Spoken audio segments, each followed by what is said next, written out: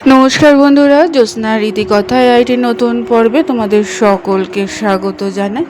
বন্ধুরা, চতুর্মাস শুরু হতে চলেছে। চতুর্মাসের 4 মাস যোগনিদ্রায় যান স্বয়ং নারায়ণ। আষাঢ় মাসের শুক্লপক্ষের একাদশী তিথি থেকে চতুর্মাসের সূচনা হয়। এবছর কবে থেকে শুরু হচ্ছে এই মাস এবং কবে যোগনিদ্রা থেকে জেগে উঠবেন স্বয়ং নারায়ণ, তা আজকের পর্বে জানব। এবং এই চতুর্মাসে আমাদের কী কী নিয়ম পালন করতে হবে তাও আমরা জেনে নেব। তাই বন্ধুরা, স্কিপ করো না, পুরো পর্বটি দেখো। ভালো লাগলে অবশ্যই শেয়ার করে দেবে সবার মধ্যে, আর একটা লাইক করে দেবে। আর পাশে বেল আইকনটা রয়েছে, তাতে প্রেস করে রাখবে যাতে পরবর্তী ভিডিওর নোটিফিকেশন সবার আগে তোমাদের কাছে পৌঁছে যেতে পারে। তাহলে চলো বন্ধুরা, আজকের পর্বটি শুরু করা যাক। বন্ধুরা, আষাঢ় মাসের শুক্লপক্ষের একাদশী তিথি থেকে শুরু হয় চতুর্মাস। শাস্ত্রমতে আষাঢ় শুক্লপক্ষের একাদশী তিথি দেবশয়নী একাদশী নামে পরিচিত। এই তিথিতে নিদ্রায় যান স্বয়ং নারায়ণ।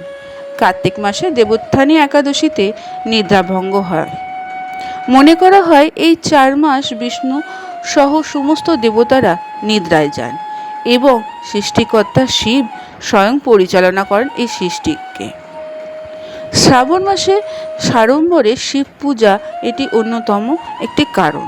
চতুর্মাস তারিখে এই সংক্রান্ত বিশেষ কিছু নিয়ম আছে, তা আজকের পর্বে জেনে নেব।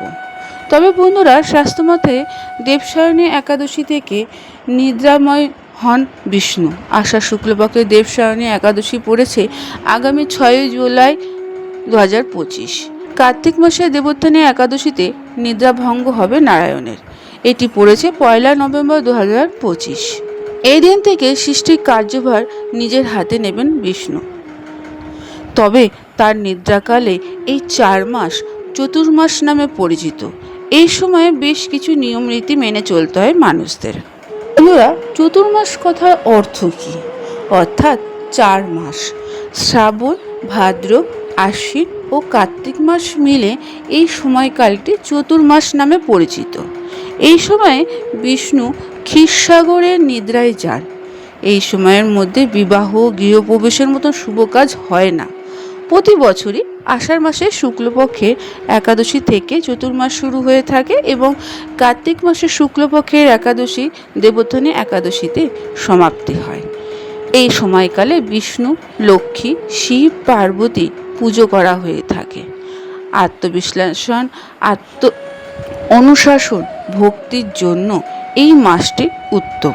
এই 4 মাসে বাড়িতে ঈশ্বরের গান, কাহিনী পাঠ করা অত্যন্ত শুভ বলে মনে করা হয়। বন্ধুরা, এই বছর চতুর্মাসে বেশ কিছু শুভ সংযোগও তৈরি হয়েছে। এই সময়ে সর্বার্থ সিদ্ধির যোগ, অমৃত সিদ্ধির যোগের প্রভাব থাকবে। মিথুন রাশিতে সূর্য, বুধ, বৃহস্পতি এবং চন্দ্র মিলে চতুর্গ্রহী যোগ তৈরি করবে।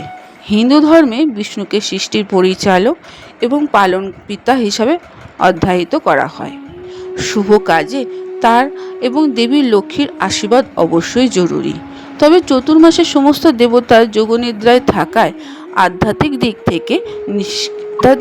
দিয়ে নিষ্ক্রিয় থাকে। এই কারণে এই 4 মাসে কোনো শুভ কর্ম হয় না। এই সময় শুভকর্ম করা হলে ব্যক্তির পুণ্য লাভ করতে পারে না। বন্ধুরা, চতুর্মাসে বিশেষ কিছু নিয়ম নীতি রয়েছে যেগুলো পালন করা খুব দরকার।